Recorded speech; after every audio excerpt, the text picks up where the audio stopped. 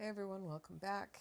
We're going through the Bible in a year in a chronological fashion as best as scholars and theologians can tell.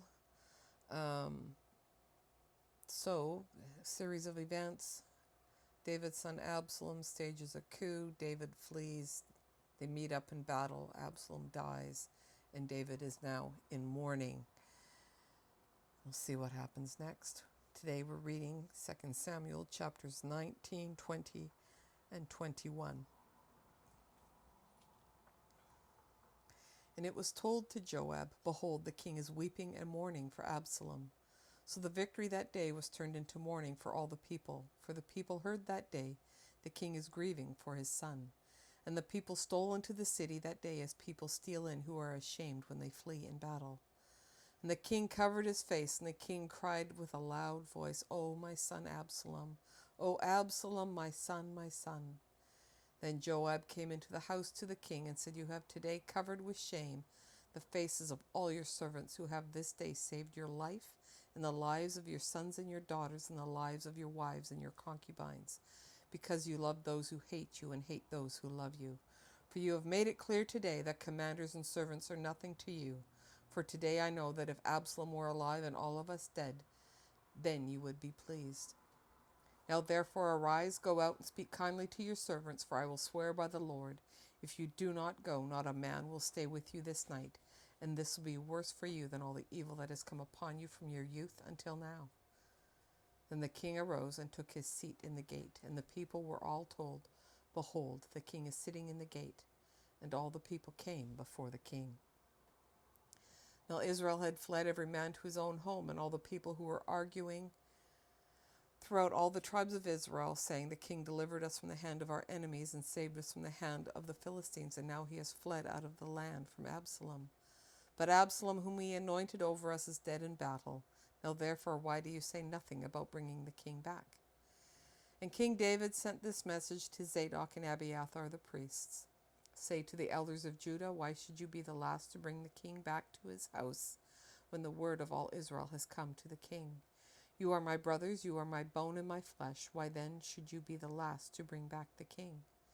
And say to Amasa, Are you not my bone and my flesh? God do so to me and more also, if you are not commander of my army from now on, in place of Joab. And he swayed the heart of all the men of Judah as one man, so that they sent word to the king, Return both you and all your servants.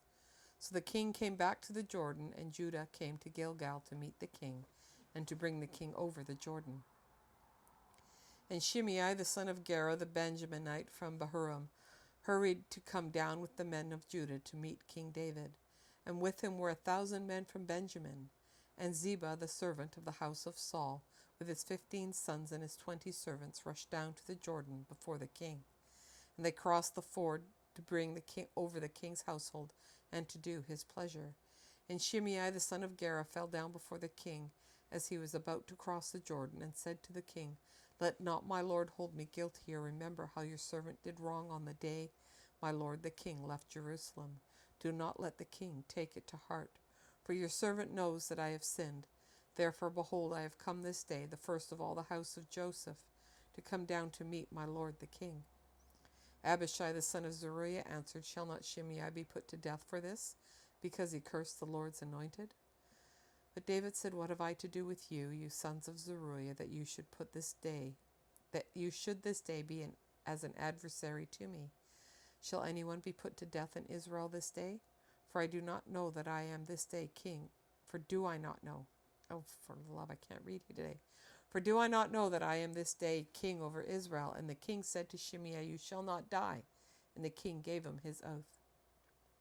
And Mephibosheth, the son of Saul, came down to meet the king. He had neither taken care of his feet, nor trimmed his beard, nor washed his clothes, from the day the king departed until the day he came back in safety. And when he came to Jerusalem to meet the king said to him, Why did you not go with me, Mephibosheth? And he answered, O Lord, my king, my servant deceived me, for your servant said to him, I will saddle a donkey for myself, that I may ride on it and go with the king. For your servant is lame. He has slandered your servant to my lord the king.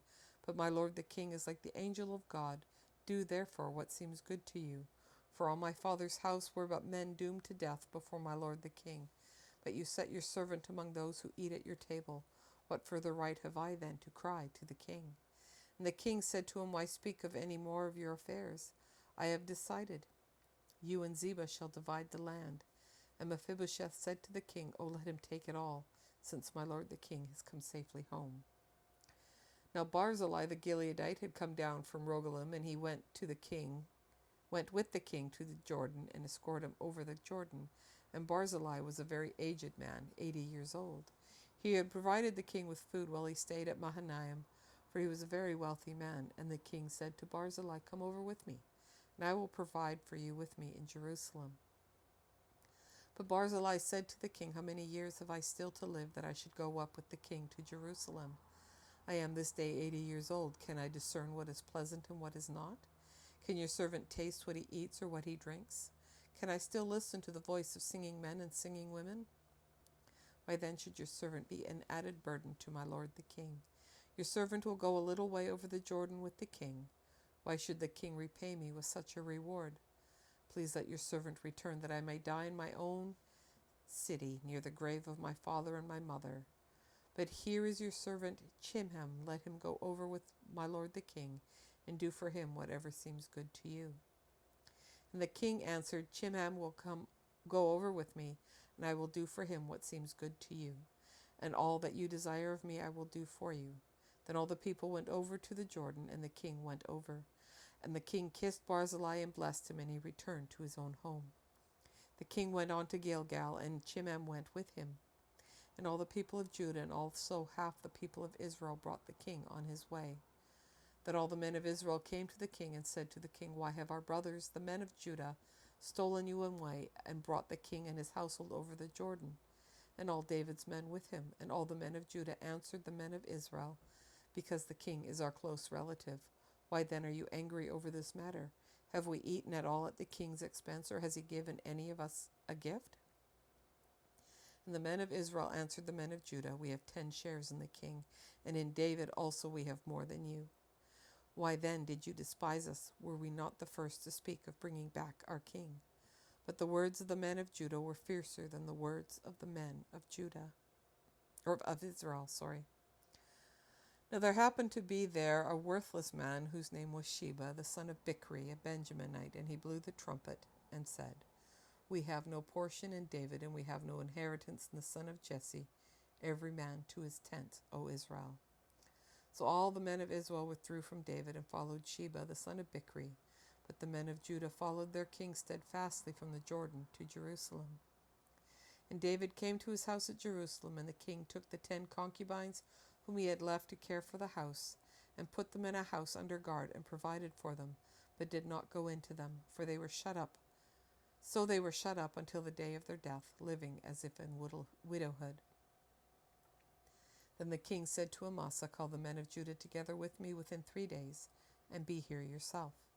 So Amasa went to summon Judah, but he delayed beyond the set time that had been appointed him. And David said to Abishai, "Now Sheba the son of Bichri will do us more harm than Absalom. Take your lord's servants and pursue him, lest he get himself to fortified cities and escape from us." And there went out after him Joab's men, and the Kerethites and the Peletites, and all the mighty men. They went out from Jerusalem to pursue Sheba the son of Bichri. And when they were at the great stone that is in Gibeon, Amasa came to meet them. Now Joab was wearing a soldier's garment, and over it was a belt with a sword in its sheath fastened on his thigh, and he went forward, and it fell out. And Joab said to Amasa, "Is it well with you, my brother?" And Joab took Amasa by the beard with his right hand to kiss him. But Amasa did not observe the sword that was in Joab's hand. So Joab struck him with it in the stomach, and spilled his entrails to the ground, without striking a second blow, and he died. Then Joab and Abishai his brother pursued Sheba the son of Bichri, and one of Joab's young men took his stand by Amasa and said, "Whoever favors Joab and whoever is for David, let him follow Joab." And Amasa lay wallowing in his blood in the highway, and anyone who came by seeing him stopped. And when the man saw that all the people stopped, he carried Amasa off the highway into the field and threw a garment over him. And when he was taken out of the highway, all the people went on after Joab to pursue Sheba the son of Bichri. And Sheba passed through all the tribes of Israel to Abel of Bet-Maacah, and all the Bichrites assembled and followed him in.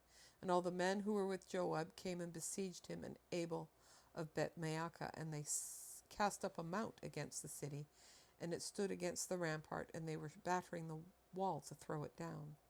Then a wise woman called from the city, Listen, listen, tell Joab, come here, that I may speak to you. And he came near her, and the woman said, Are you Joab? He answered, I am.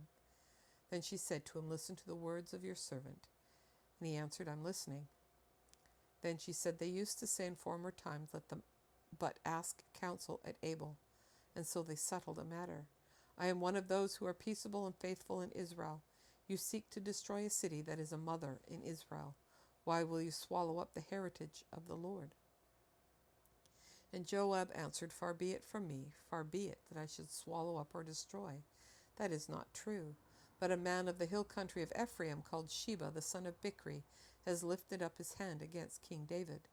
Give him up alone, and I will withdraw from the city. And the woman said to Joab, Behold, his head shall be thrown over to you. Then the woman went to all the people in her wisdom, and they cut off the head of Sheba, the son of Bichri, and threw it out to Joab. So he blew the trumpet, and they dispersed from the city, every man to his home. And Joab returned to Jerusalem to the king. Now Joab was in command of all the army of Israel, and Benaiah the son of Jehoiada was in command of the Keretites and the Peletites, and Adoram was in charge of the forced labor, and Jehoshaphat the son of Ahilud was the recorder. And Sheva was secretary, and Zadok and Abiathar were priests, and Ira the Jairite was also David's priest. You're fine. Now there was a famine in the days of David for 3 years, year after year. And David sought the face of the Lord, and the Lord said there was blood guilt on Saul and on his house, because he put the Gibeonites to death. So the king called the Gibeonites and spoke to them. Now the Gibeonites were not of the people of Israel, but of the remnant of the Amorites. Although the people of Israel had sworn to spare him, Saul had sought to strike them down in his zeal for the people of Israel and Judah. And David said to the Gibeonites, What shall I do for you, and how shall I make atonement, that you may bless the heritage of the Lord?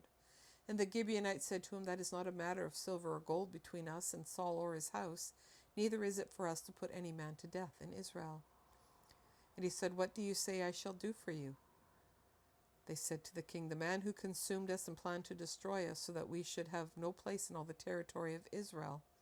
Let 7 of his sons be given to us, so that we may hang them before the Lord at Gibeah of Saul, the chosen of the Lord. And the king said, I will give them. But the king spared Mephibosheth, the son of Saul's son Jonathan, because of the oath of the Lord that was between them, between David and Jonathan, the son of Saul. And the king took the 2 sons of Rizpah, the daughter of Aiah, whom she bore to Saul, Armoni and Mephibosheth, and the 5 sons of Merab, the daughter of Saul, whom she bore to Adriel, the son of Barzillai the Meholatite. And he gave them into the hands of the Gibeonites, and they hanged them on the mountain before the Lord. And the 7 of them perished together, and they were put to death in the first days of harvest, at the beginning of the barley harvest. Then Rizpah, the daughter of Aiah, took sackcloth and spread it out for herself on the rock, from the beginning of harvest until rain fell upon them from the heavens. And she did not allow the birds of the air to come upon them by day, or the beasts of the field by night. When David was told what Rizpah, the daughter of Aiah, the concubine of Saul, had done, David went and took the bones of Saul and the bones of his son Jonathan from the men of Jabesh Gilead, who had stolen them from the public square of Bethshan, where the Philistines had hanged them on the day the Philistines killed Saul on Gilboa. And he brought up from there the bones of Saul and the bones of his son Jonathan, and they gathered the bones of those who were hanged.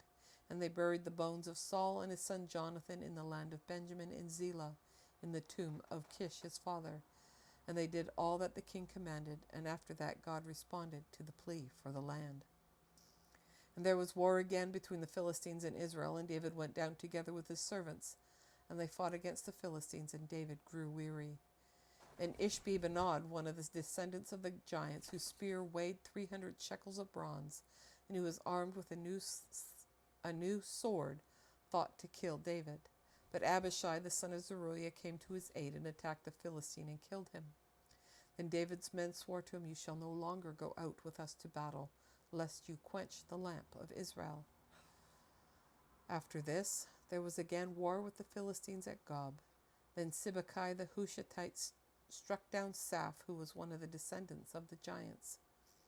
And there was again war with the Philistines at Gob, and Elhanan, the son of Jehoiarib, the Bethlehemite, don't even ask, struck down Goliath the Gittite, the shaft of whose spear was like a weaver's beam. And there was again war at Gath, where there was a man of great stature who had 6 fingers on each hand and 6 toes on each foot, 24 in number, and he was also descended from the giants. And when he taunted Israel, Jonathan, the son of Shimei, David's brother, struck him down. These 4 were descended from the giants in Gath, and they fell by the hand of David and by the hand of his servants.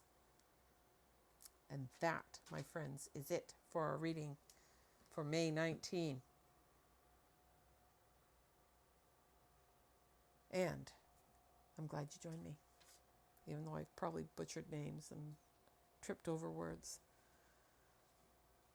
But thanks for hanging with me. I'll catch you on the next one. Take care, and bye for now.